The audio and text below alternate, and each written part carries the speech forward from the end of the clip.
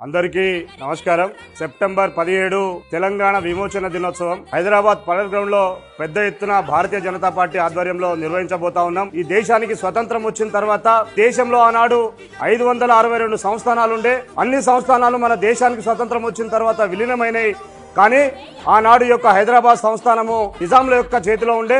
ఆ యొక్క నిజాంల నుంచి ఈ హైదరాబాద్ కి విముక్తి కల్పించాలని చెప్పి ఆనాటి హోంశాఖ మంత్రివర్యులు ఉక్కు మనిషి అయినటువంటి సర్దార్ వల్లభాయ్ పటేల్ గారి యొక్క చొరవ వల్ల ఆపరేషన్ పోలోని వారు ఏర్పాటు చేసిన తర్వాత మన యొక్క భారత సైనిక బలగాల ముందు తలొంచుకొని ఆనాటి నిజాం ప్రభుత్వం ఏదైతే ఉందో ఈ యొక్క హైదరాబాద్ సంస్థానాన్ని భారతదేశంలో విలీనం చేసినాయి. 1948 సెప్టెంబర్ 17 మన యొక్క హైదరాబాద్ తెలంగాణ ప్రాంతానికి విముక్తి వచ్చింది. కాబట్టి నిజమైనటువంటి స్వతంత్ర వేడుకలు సెప్టెంబర్ 17 నిర్వహించాలని చెప్పి భారతీయ జనతా పార్టీ అనేక సందర్భాలుగా డిమాండ్ చేస్తూ వస్తా ఉంది.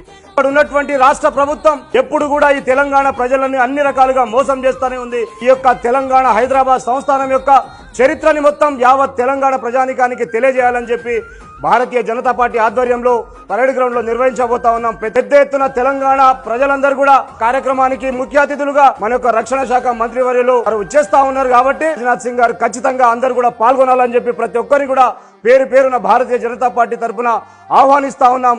భారత్ మాతాకి జై, జై తెలంగాణ.